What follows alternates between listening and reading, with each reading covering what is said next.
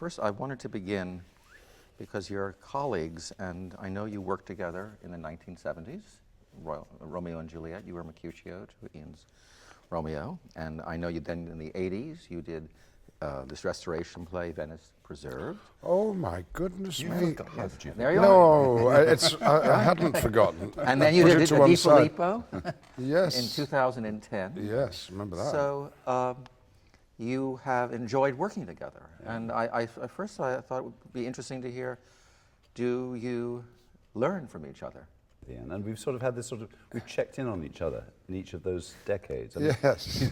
if you work more than once with anybody in this profession, it's slightly unusual, it seems to me, unless you're part of a permanent company, which is rare. And so it's an oddity in itself to work 3 times. When you say you've checked in, what do you mean? I mean... curiosity? No, we've coincided, put it that way, with pleasure. And you know, you work once with someone, you're a colleague, but in another sense, we're all colleagues. I mean, some describe the British acting industry as, you know, one not very huge repertory company in which people bump into each other all the time. But actually, Peter Hall, I think. Was it? I'm not sure how true it is. But anyway, no, we have. We've you know. Well, our experience overlaps, doesn't it, in that we were both at the same university, where certain ideas of, particularly about how to speak Shakespeare's verse, were inculcated. It's an interesting story that the Bloomsbury group, Virginia Woolf and all those high society writers, were appalled about the state of speaking of verse on the professional stage in the United Kingdom. And so they contacted a Don at Cambridge and said, why don't you train up your undergraduates to speak verse properly? That Don was George Rylance, Dady Rylance, who with the poet Rupert Brooke and another Brooke, Mr. Brooke, started the Marlowe Society, dedicated to doing the plays of Shakespeare and his contemporaries, with a strong concentration on the text as the starting point.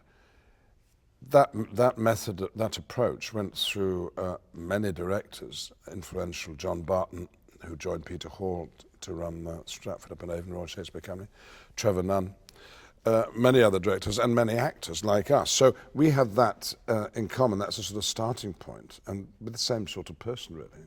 And Michael's enthusiasm for running companies, his triumphant success, unmatched, with Michael Bogdanov of the English Shakespeare Company, touring, playing huge parts, rigorous, a company. That's all very dear to my heart, and sets an example that, frankly, the National Theatre would have done well to follow. What Ian should say is that he did the same thing. Well, it's a shared interest, isn't it? Yes. Yeah, but that's what he did at a time when it was much less fashionable than it was when I did it. And that you did was playing in repertory, playing great roles. And touring. And touring. And having budget meetings, because we were both managers. You know, so you got used to, you learned, you actually did develop a certain muscle by having management, because we were both the managers of the company, like you. Right. So you got used to, you know, at 7 o'clock having some emergency meeting about some issue or other, and going on the stage playing Henry V at 7:30. Right, which is not sentimental. So you know when you see a Michael Pennington in a classic that it's not just come about because he fancied playing the part. Right. It's the whole enterprise, and you guarantee there's going to be a certain level standards of production and performance from the entire cast. I mean, that's what I connect with Michael, in that he's not a soloist, although, of course, he's been very successful as a soloist in his one-person shows, but that's another matter. That think is on the sideline. I've done a few of those as well. Yeah, I know you have. I know you have. But your actors' company, for instance, was a democratic kind of company, wasn't it? You hired the directors rather than the directors hiring We did. actors. We hired the directors, yes, and we cast ourselves, and we chose the plays, and we all got paid the same, and we played King Lear in Brooklyn. Right, exactly. The first of 3 that I've played in Brooklyn, but I was playing Edgar in those. Oh, and that and that was Robert Edison. Yes. You can imagine what his Lear's like. Isn't it wonderful? When you hear someone's cast as Lear, you say, "Oh, I know what that's going to be like." And of course, you don't in every detail, but the part does belong to the actor, doesn't it? The part, not the play. Absolutely, the part. absolutely. So you said that when you were at university, there was a movement. It was in the Marlowe Society, it was Peter Brook, it was in the Royal Shakespeare Company, it was Peter Hall, John Barton. And you said that there was a change, and that there was a great desire to root the productions you called text-based. What was it before that? What was this revolution that came? Well, I suspect if you go back to the days of Henry Irving in London, running his own classical theatre company and doing a lot of Shakespeare for many years, and travelling over here to, and Edwin Booth doing similar things here, they were star vehicles. There may have been very good supporting actors with them, but the raison d'etre would be to see Henry Irving, Edwin Booth as that Shakespeare character. And everything would be set up for that, and there would be spectacular scenery to support him, and there wouldn't be much of a production. The production would be his presentation. I didn't see these productions, but this is my imagination. And playing in very large theatres, necessary economically to make your money back, the actors may well have found themselves doing a size of performance which might have been congenial to the people at the back row of the gods, but not to the people sitting near the front, within spitting distance of the actors. That's because I think Shakespeare's too often been done in too large theatres where it's not possible to have a conversation. And much of Shakespeare is conversational. Blank verse is the rhythm of everyday speech, British speech. So I think it was ripe for a revolution and a rigorousness, and going back and saying, no, the starting point is not the leading actor, but the playwright and his words, and how we're going to speak them, and collectively how we're going to do that. And there's a possibility then of uncovering areas of the play that otherwise might have been totally cut or ignored. And it's, of course, every corner of a play like King Lear which reflects back to the centre, and vice versa. So detail, that's what I think the method of examination of the text is from George Rylands and his followers on. It's in the detail, the rhythm, the precision of the language, and the humanity of the characters you're saying. Well, that emerges, of course, but it's the expression which is, I think, tantalised us and fascinated people of our generation. Then the trick, of course, is to be as real as possible and to be that old man that everybody is worrying about. But at least Michael's got the advantage of doing it in a relatively small theatre. This is 265. Almost in touch with the audience, and the voice easily reaching them, and I think that's a big bonus. It's fantastic. It's fantastic. Of course, I also like big theatres because, like you probably, I like all theatres, in a sense. Yes. Yeah, but it is wonderful to be able to just talk to that person. Lear has no soliloquies, unusually. Have you not found one? Where is it? I found a couple. Which one is it? There are a couple of lines I think you can one-line soliloquies. Yes. Oh, I've taken too little care of this. Yes, that's what I think. Yeah. So, but whereas he gave Hamlet this wonderful relationship with the audience, Shakespeare, with these 4 great soliloquies in which he said, well, I don't know what to do next. What do you think I should do next? Almost, what do you think I should do next? Am I a fool? Am I doing this all wrong? Lear doesn't have, on the whole, any of that. So he's locked off into the play, oftentimes. Yes. But I've found various moments when I can absolutely treat them as if they were part of the action, like when he says, poor naked wretches, wheresoever you are, that bite the pelt in this pitiless sword. In the course of which he does indeed say, I've taken too little care of this. That's to say the plight of the poor people. He realises for the first time that people are living in ditches, in great poverty and not the life. It's a great turning point in his understanding of the world. And of course I'm using the customers. And various other times as well. Well, it's about us. Yeah, it is about us. And it's also rather traditional, isn't it? Because that's what they must have done at the Globe, I suppose. And the first scene, when you are dividing the kingdom, you are assuming that these people have been invited. This is your court. And it's the house lights are up. So you're actually talking to the people as well. So it's a fantastic... Do you have a throne? I haven't seen the production. No, I got rid of the throne quite soon. So you don't sit down? No, I stand, and I'm beginning to wonder whether I was wise. You poor old legs. I know. Also, the stage is made of metal. It's not sprung. So my main symptom of having played it 12 performances so far is sore feet. Anyway, you have a podiatrist on I have a little tiny desk, little tasty desk. Did you stand behind? I stand behind. I see. But now, how do you stage the first scene of King Lear, if this isn't too much? No, go ahead, and I'll come back to what I wanted to I had ask. a chair, which I thought I was my throne. I think I was the only person sitting, but I did also have a desk to one side, Did you? So, at which I made public announcements. yeah. So where did you put the girls when each of them had to profess how much they loved you? Downstage, or beside you? Or? They sat downstage. It was a theatre not unlike this in this configuration. They were audience sitting round. But I think for their speech, they came up and said it to me. Oh, I see. At the desk. Yeah. That's not unlike. It was as if it was in a... the decision is, isn't it, is this going to be a domestic situation or is it going to be a public one? Yeah. And we made it a bit of both. Yeah, I think we did. I think it's exactly. Yeah, yes, please everybody. Yeah. Yes, I think we've done But that it as well. clearly is a public occasion because there are great things afoot. The Yeah. betrothal of the youngest daughter and so on, and his resignation. But it's spoken to people who we get to know very well indeed later in the play, and so it's a beginning for everybody, isn't it? Yeah. I want to ask something about Lear's reputation as being an unbearable play in its cruelty, and it, it was written in 1605, and in 1681, the poet laureate of England, a man named Tate, rewrote the plot, and for at least 150 years after that, Lear was not done as written. And even when it started being done as written, the ending was changed. And it's really only been in the 20th century that you start seeing the play being performed in its fullness. And I wondered, in playing this role, how do you, sustaining this or doing this in front of an audience, was there anything daunting about entering into this man's ferocity, cruelty?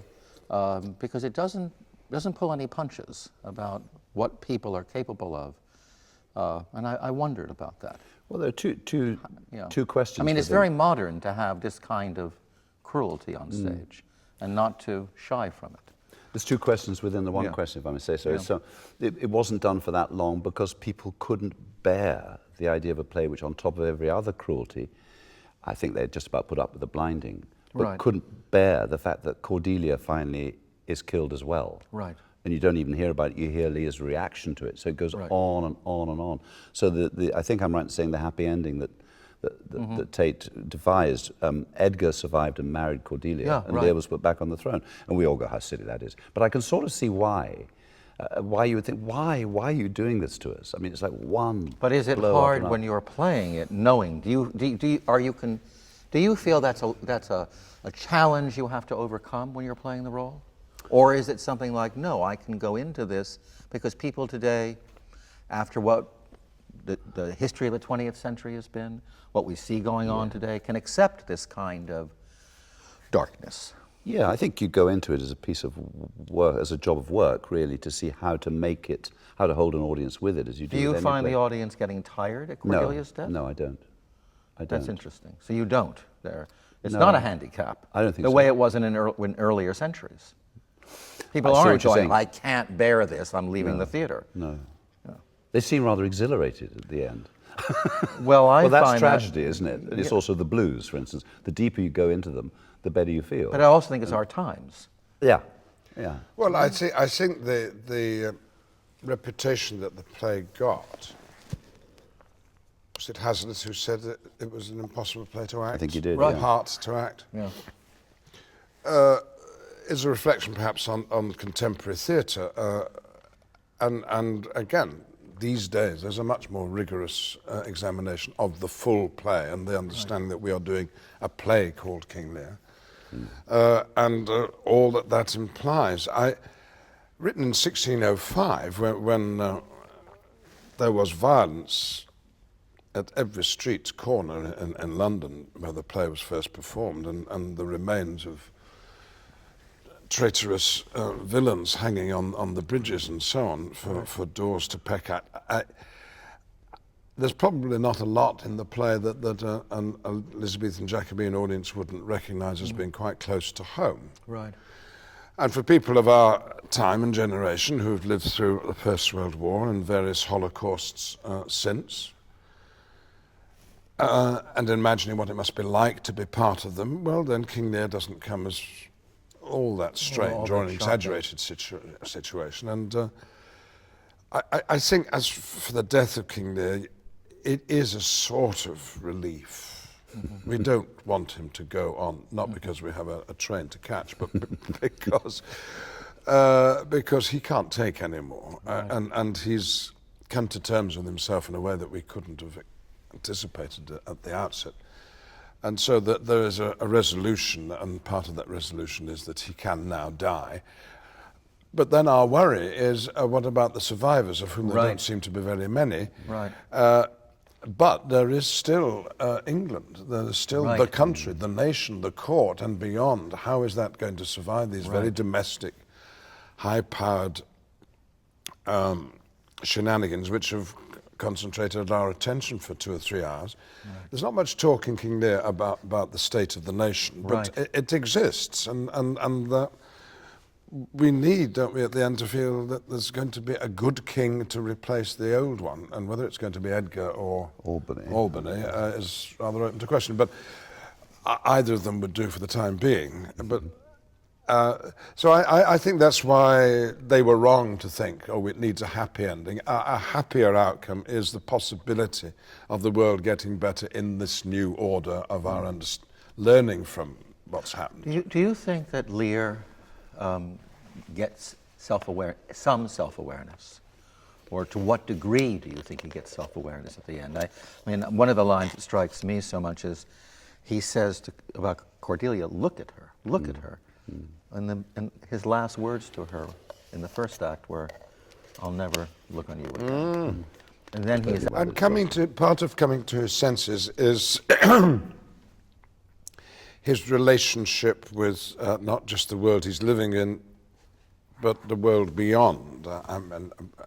There's probably meat for quite a good chat about the importance of the gods. I was just going to ask, do the gods exist? And clearly, for Lear, well, you contradict me if you don't agree, but he does seem to have a special line to the gods which other people don't have. And that he wants to retain. He'll happily give away his power, but he's not going to give away that connection.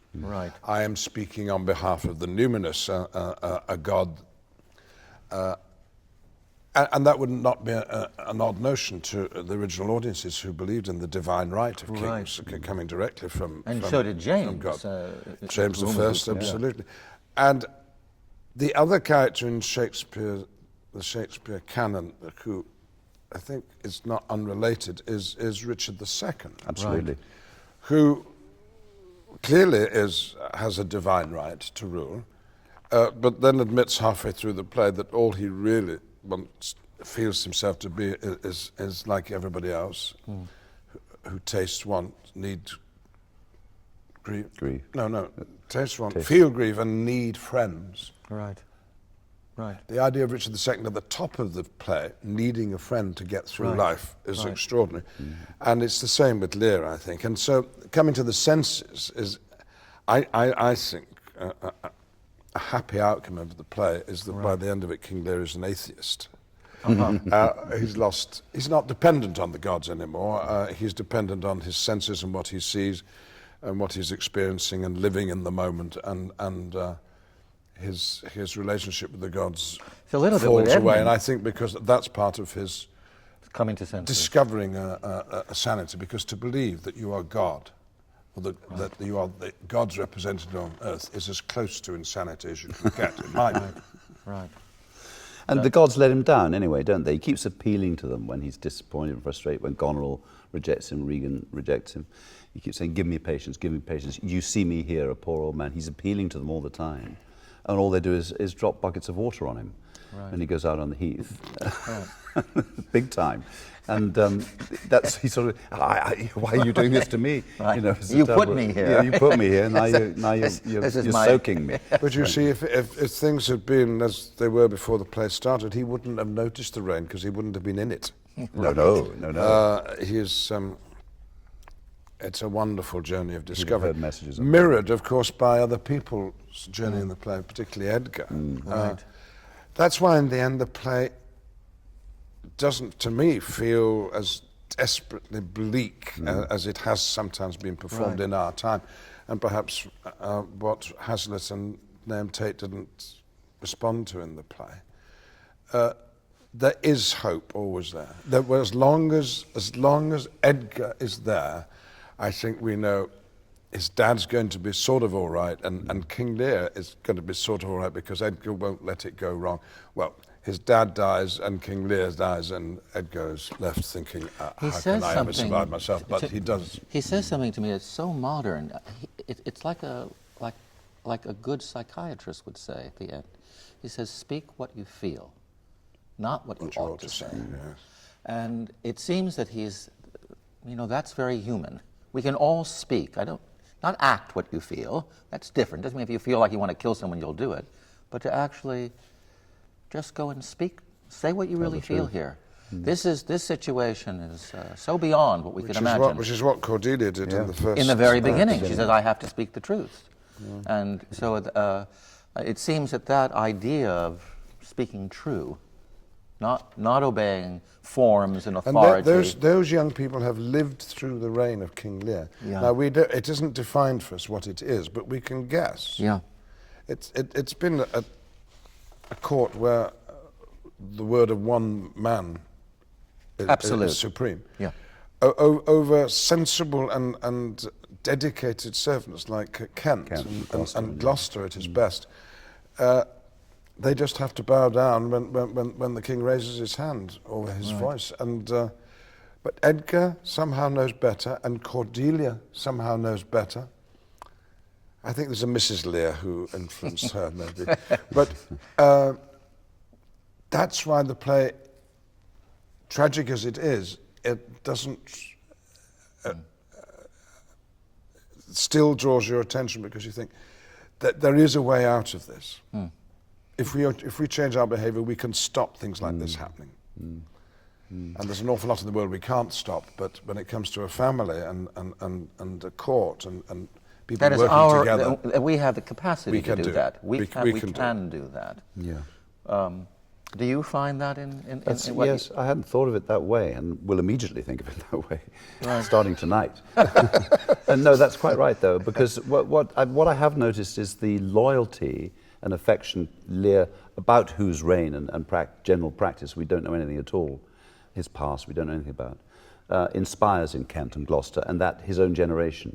Kent goes through hell for him, and Gloucester in a way too. Well, Gloucester absolutely goes through hell. And the Fool. They're very, very, very loyal, which either is a stereotypical, dutiful loyalty, or more probably a personal loyalty.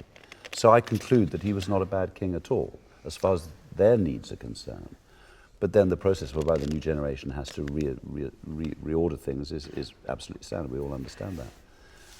But I have noticed that I like to think that he wasn't a bad king. But he's just one of those men, and there are many of them, who have never bothered to understand their children, particularly their female children. You know, he doesn't understand women. There's very little sense of sexuality in him, in a funny way. It seems to be a blank. There's the wife who has in fact died, tiny little line that says she's died. But he's like any powerful man or head of a CEO of some big corporation or something like that, who has... He has sexual disgust, though, doesn't he? Yeah. But about what is that about? It's something to do with the daughters. He's sort of tied their viciousness and treachery to their gender. Is he misogynistic? Not by nature, I don't think, necessarily. I don't think we know. I always felt it was... he didn't like the power that women had. Yeah. Power of giving coming birth. from their loins and Right. the fact that they're just as needy for sex as all Right. the men. We are equals to that extent, and that doesn't quite fit in with the Lear view of the world. The second Lear I was playing Kent this time with Brian Cox for the Royal Shakespeare Company, Right. and we came to Brooklyn. Right. But we also went to the Czech Republic when Havel had just been elected president. Havel, the playwright. And he gave an interview afterwards, having seen our show, his fortnightly interview, twice. You don't say fortnightly here, do you? Every 2 weeks. 2 weekly. And he said, I asked why was he interested in King Lear. He said, oh, because when I became president, I was writing my own play about King Lear. There are a few, a few presidents who could say that. And he said, the relevance of the play, as he was now in a position of power himself, was that international relationships and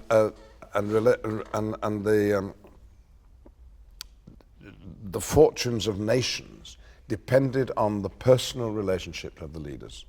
Wow. And that if leaders got on together, their countries would get Personal on together. relations. Yeah. Interesting. And if they didn't get on, then watch out. They would need to support by a lot of other people who were having good relationships. And that's what he took away from King Lear, that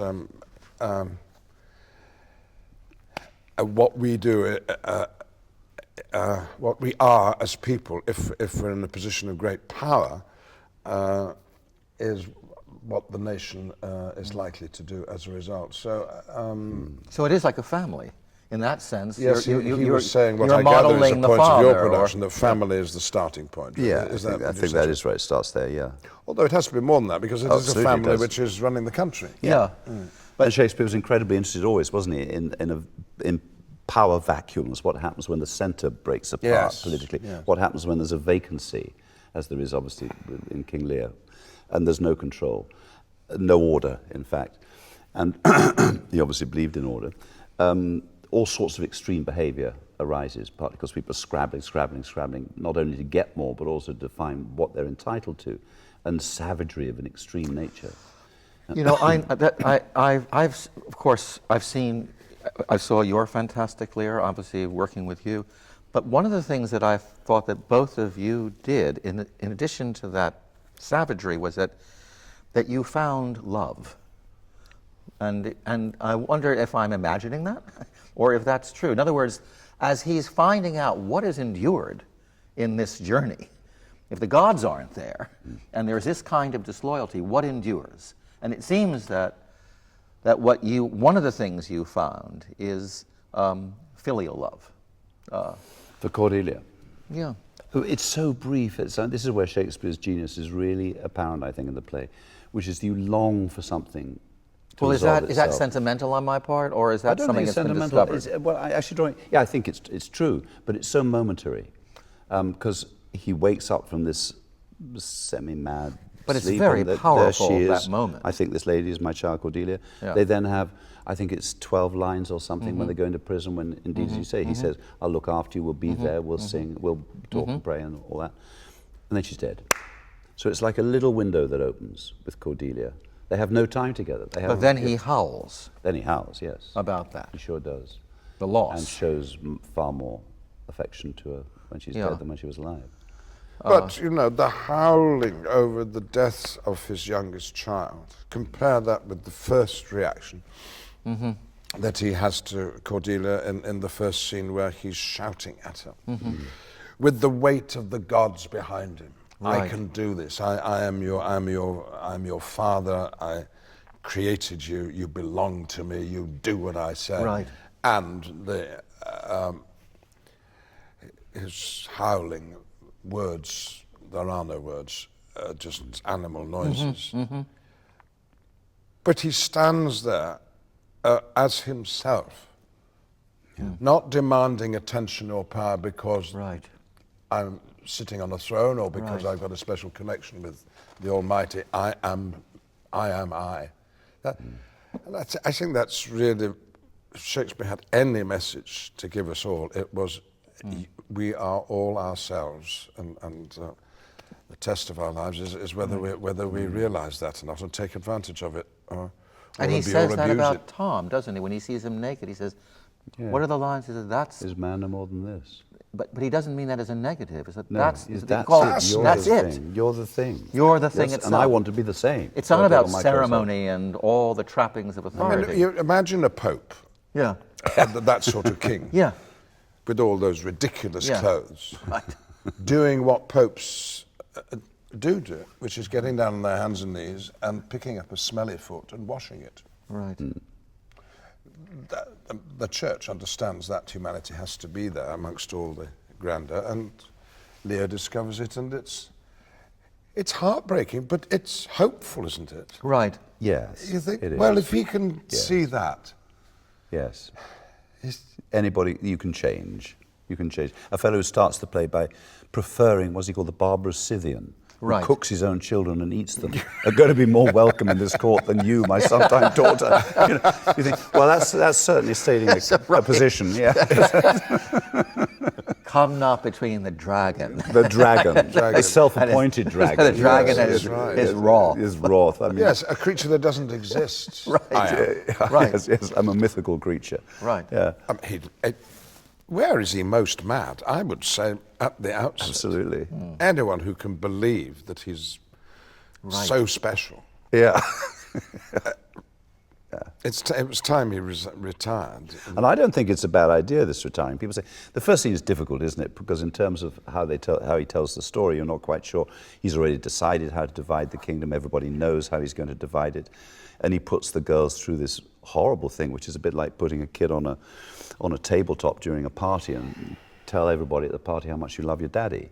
You know, it's a beastly thing to do to your children, because everyone else is in the know. Everybody else knows. Yes. You know, it's not. It's a public. It's a public, very cack-handed, stupid thing to do as a piece of entertainment. I forgot what I was going to say.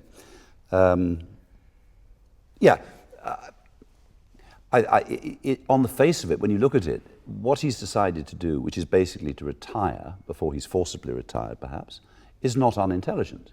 Right. He's obviously reached an age when he maybe feels that his mental competence or his political competence is shaky, and maybe it is better. There are these big dynasties in the country. Maybe it's better to have some form of republic Right, instead. and three. Three, yeah, It's going to exactly, keep which the is how he sisters imagines apart, it to be. and They have three of Cordelia them, in the middle, yeah, right. they fight amongst themselves if they need to. But it's not on the face of it a bad idea. In fact, it argues a certain self-knowledge.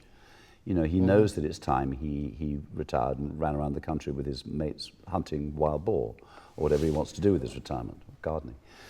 So I don't think that's crazy, but I think his behavior in relation to the daughters is nuts. Do you feel that his, well, this is a leading question, but I'm just curious what your response is. Do you feel that part of his huge rage with Cordelia is because he imagined her being with him in his old age, and that what she's doing is making that impossible? That rejection of him is like, no, Dad, you know, I have to be with my husband at least half the time. I'm not taking care of you. I mean, He says, I thought to set my rest on her Yes. kind nursery. There's no evidence that she's been consulted about that. no, exactly. Is That's there? his fantasy. So his fancy is that That's she part of will- his madness, his narcissism. Yeah, she Right. will be in a nurse's uniform bringing him, you know, the little potions. Right. That's what he's decided, but she Right. does. Well, that's what he wants, right? Yeah, yeah, but she's. But why else do loving fathers with their daughters on their arm going down the aisle to see her married and given Right. away to her husband? Right. What father doesn't feel that it's the end of something wonderful and the future is less? Right. And if I ever see tears in a father's eye at that moment, I think, well, go and have a look at King Lear, because it's a little bit about that. Yeah. She is about to get married. She's Right. about to get betrothed with Burgundy or France. Right. Who's it going to be? That's really the occasion that he's going to resign, but also they're going to sort that out. And He's rather jealous, isn't he? he's jealous. Yes. Yes. You know, the Yeah, vines yeah. of France, Princes France and Burgundy. There's a certain amount of chauvinism in Lear. Right. You know, I don't think he likes France or Burgundy very much, but he's got to do this from a dynastic point of view, marry her to one or the other of them. And the most hurtful thing I think that she says to him initially is, "Why have my sisters husbands when they say they love you You all." Ah, what an awful thing to say. fantastic line, especially absolutely in front true. of all these people. Yes. Right. Yeah. So he's appointed. He's painted the future without consulting anybody else as to how it should be. What puzzles me about it, though, is why he didn't expect Cordelia to behave like that, because he's known her for 20 years. And she's the youngest girl, maybe significantly younger than the others, possibly. He must know her character. Have you thought But about it? Yeah? that's where Shakespeare would hesitate, No, say lets it. us down. But he's not interested in character in that way. No. We, as modern actors, post-Freudian actors, Right. have to find our way through and invent something that Right. perhaps the audience never knows about. But take security in, there is unmistakable the whiff at the beginning of this play, as in so many Shakespeare plays. Once upon a time, there was an old king. He had 3 daughters. And he decided to retire and give his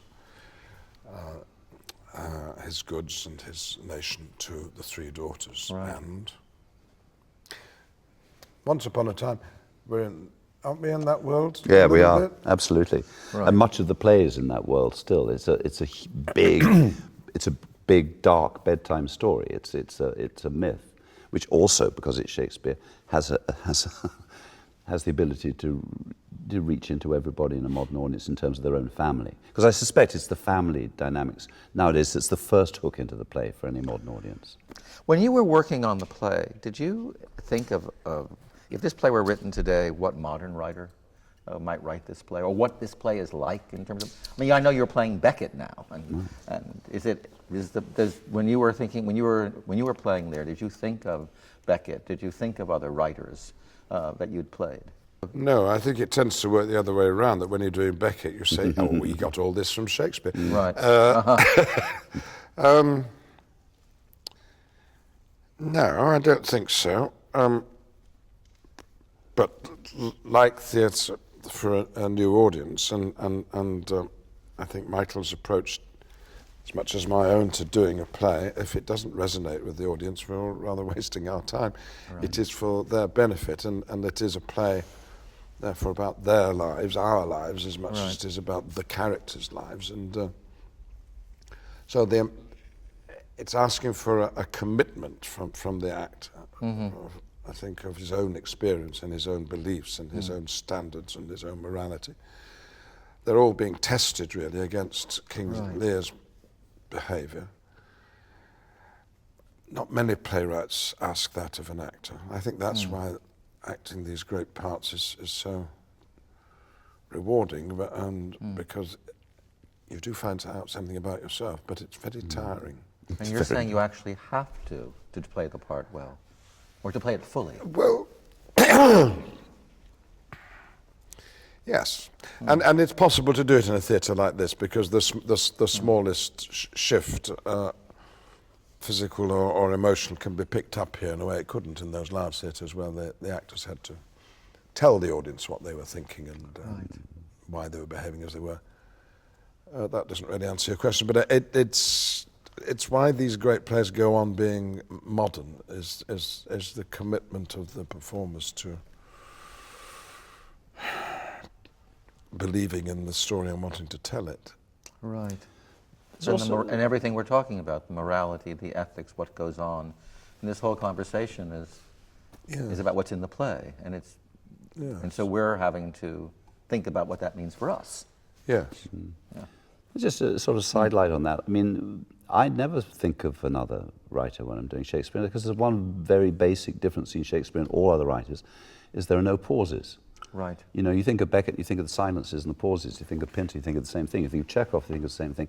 No one takes a pause in Shakespeare, which is why, you know, if you're directing Shakespeare, you don't want to hear the actors working out what they're going to say before they say it, and taking those sorts of pauses, because it's just not what he does. I think there's only one. You do it on the line. You do it on the line, with the line, through the line, as I think Bernard Shaw said.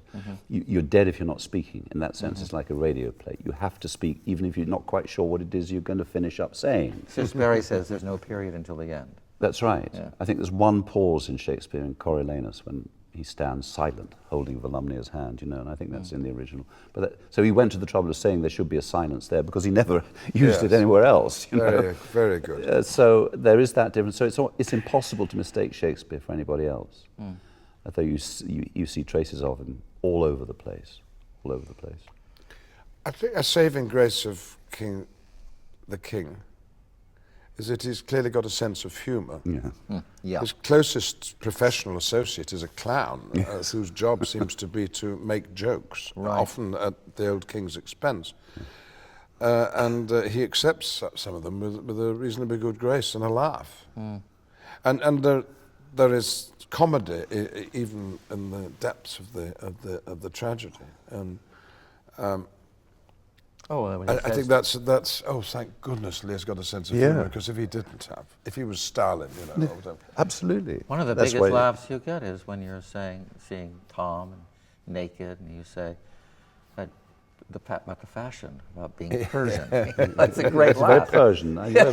Just change them for me. But also madness releases in him this sort of vaudevillian comedy. He comes on all in flowers on Dover Beach, sees Gloucester with no eyes and blood pouring down his face, Yeah, that's and great. says it's Goneril with a white beard. Right. You know, and in fact, the scene that then ensues between Gloucester and Lear is like a double act. It's like Flanagan and Allen in some ways. I mean, he discovers a kind Who of... are Flanagan and Allen? Oh, I'm sorry, I should No, say, yes, I can't think of an American equivalent, but how would you say? Double act. Double A act, vaudeville right. double act, yes. Yeah. I mean they're wisecracking away and improvising between the two of them, Right. which is so unexpected for the audience. They're on the whole delighted by it. And the great joke with Gloucester about politics.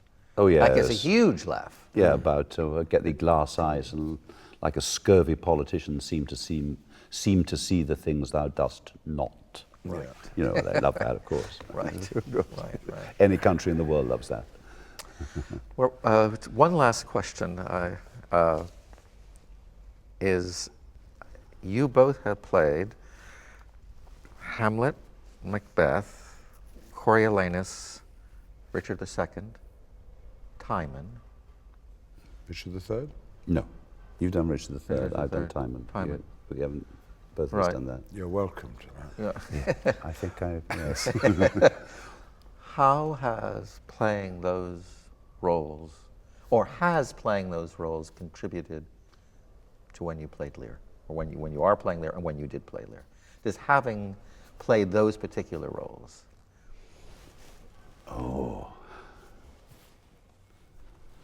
It's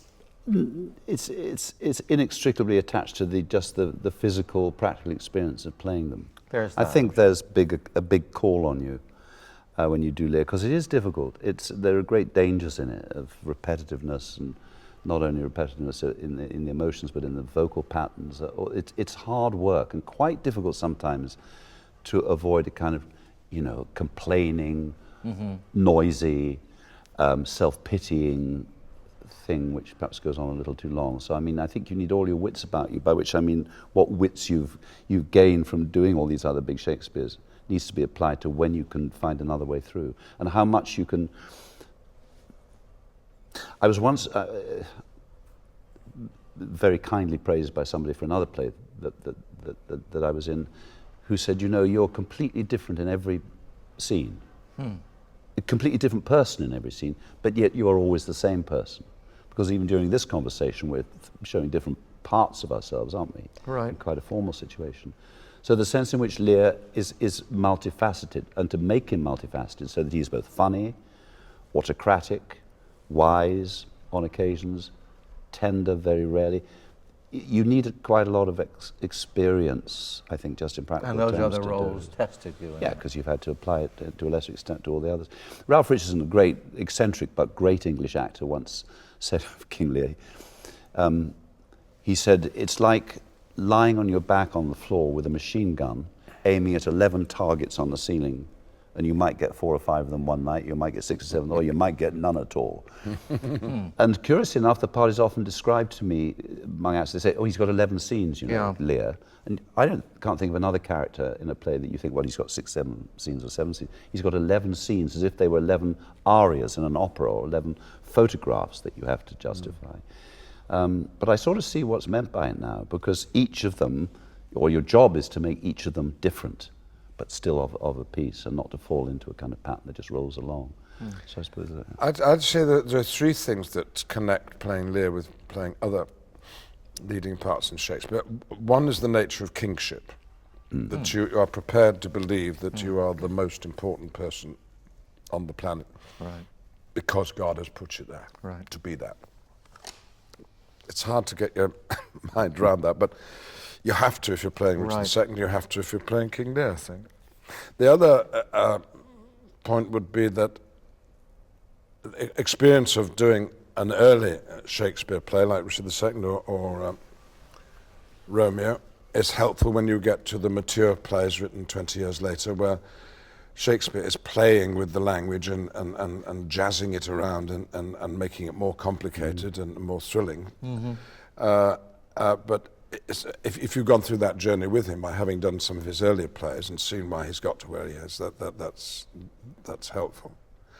And the other advantage of having, let's say, played Hamlet, I remember it coming as a great and wonderful shock to me, playing Hamlet, is that Hamlet may be the leading part, but he's not the only part. Right. You are not required to act full out as Hamlet all the time. There are other actors who are got wonderful parts and they can fill it in, and they're all part of the story. Right. It's not just Hamlet, it's about Denmark, and it's about everybody that Hamlet knows and meets, and the same is with King Lear. You can't do a satisfactory production of King Lear, many Lears have discovered to their cost, unless there are 13 wonderful actors with you. And when they are there, then your responsibility as the king is wonderfully reduced. You can let the daughters get on with their arguments because the audience are riveted by it, and you can have a rest. And even when you're on the stage, you don't have to be doing it the whole time. And when you do speak, it's Shakespeare you're speaking, and you can rely on it totally. So I think you can learn, though it's hard, that you don't have to work flat out all the time playing King Lear, because otherwise you'd have to die every night, and you simply cannot do that. There is a tomorrow, and it's doing a play as a collective, even this play. It's what we were talking about in the beginning, and what you said about the difference between the star vehicle and what you're talking about now, is that Lear is part of a group, and that's very. The wheels come full circle. So, thank you both so much. You're welcome. We're finished, and we're here talking about Lear with Michael Pennington and Ian McKellen, and at Theatre for New Audience at the Polanski Shakespeare Center on the set of King Lear. So, thank you.